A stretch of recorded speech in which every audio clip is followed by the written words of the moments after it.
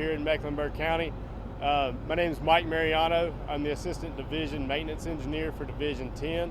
That includes 5 different counties, including Mecklenburg, but also Cabarrus, Stanley, Anson, and Union. I've also got Garrett Ratcliffe with me today. He is the Mecklenburg County Maintenance Engineer. So I'll pass it over to him here in a little bit to give you an update on their plan for treating Mecklenburg. But for division-wide, so all 5 counties, we are in the process of pre-treating those routes with brine. Some counties started yesterday, but everybody will finish out today. So once we finish brining our routes, we're going to go ahead and put on our salt spreaders.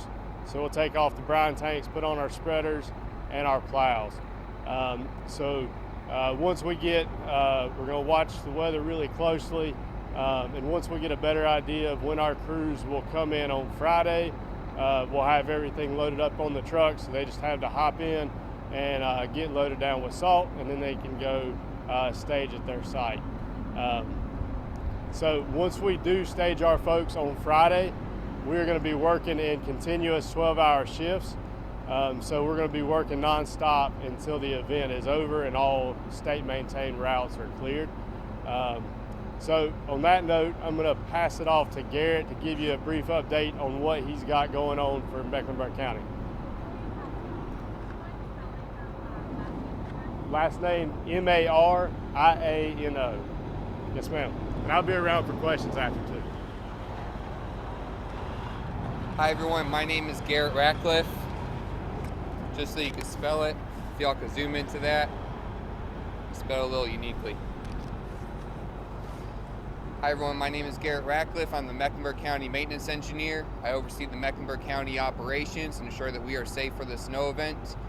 Thus far, we have placed a lot of brine out on our roads. We have finished with our primary routes and we're finishing up on our interstates today. By the end of the day, we will have our roads prepped and ready to go. When the snow occurs, we will have several trucks on out there, placing salt, plowing, pushing that snow off the road to get those roads safe for the drivers. We placed about 100,000 gallons of brine by the end of today, and we've got about 5,000 tons of salt ready to go, loaded up in those trucks. We will keep on going in 12-hour shifts until the work is done. We will relentlessly make sure that these roads are safe for y'all. Do y'all have any questions for me or anything?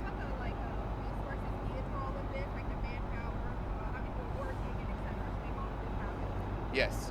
So we are partnering up with our contractors. We have about 100 contractor trucks and 40 state employees that are working, like I said, in 12-hour shifts, going around the clock until the work is done. It does require the use of our contractors to help us out.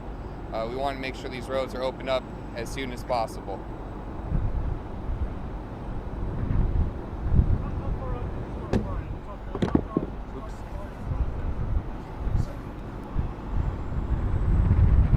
Sorry. So we started brining the roads yesterday, so Thursday morning, and continued to the end of the day. Once temperatures started getting too cold, we pulled them off, and we started and resumed our brining operations today.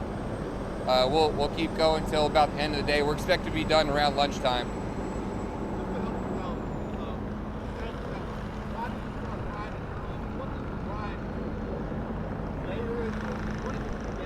Yeah, sure. The brine is a mixture of salt and water, and we like to apply that during the warmer temperatures on the roadways. It allows the water to dry and leaves the salt residue on the road.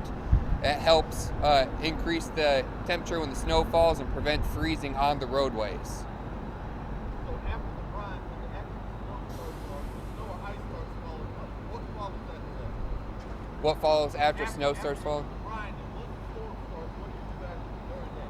Gotcha. So after we apply the brine, we send our crews on out to wait for the snow to start falling. When the snow starts to fall, we look at that. We wait for it to accumulate and start placing salt on the roadways.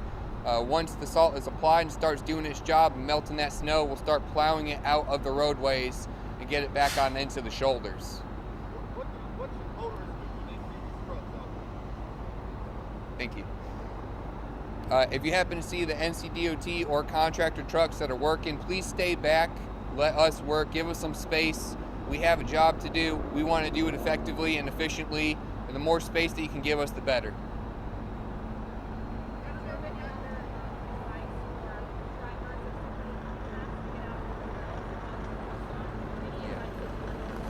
Absolutely.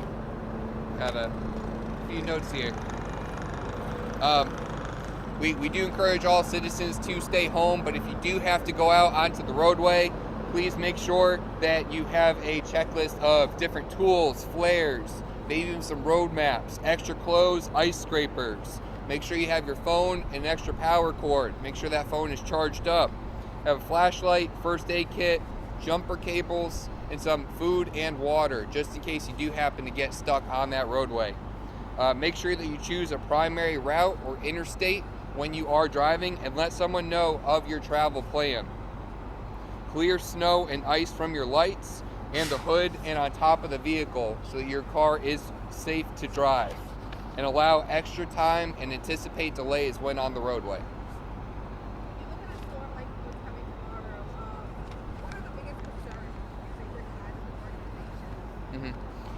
So the weather's always changing, so I'm going to try to be very general for y'all.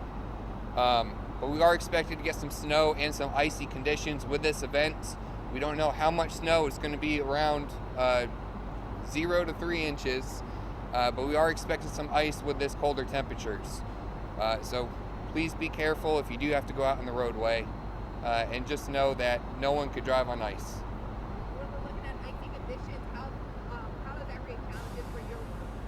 Say that one more time.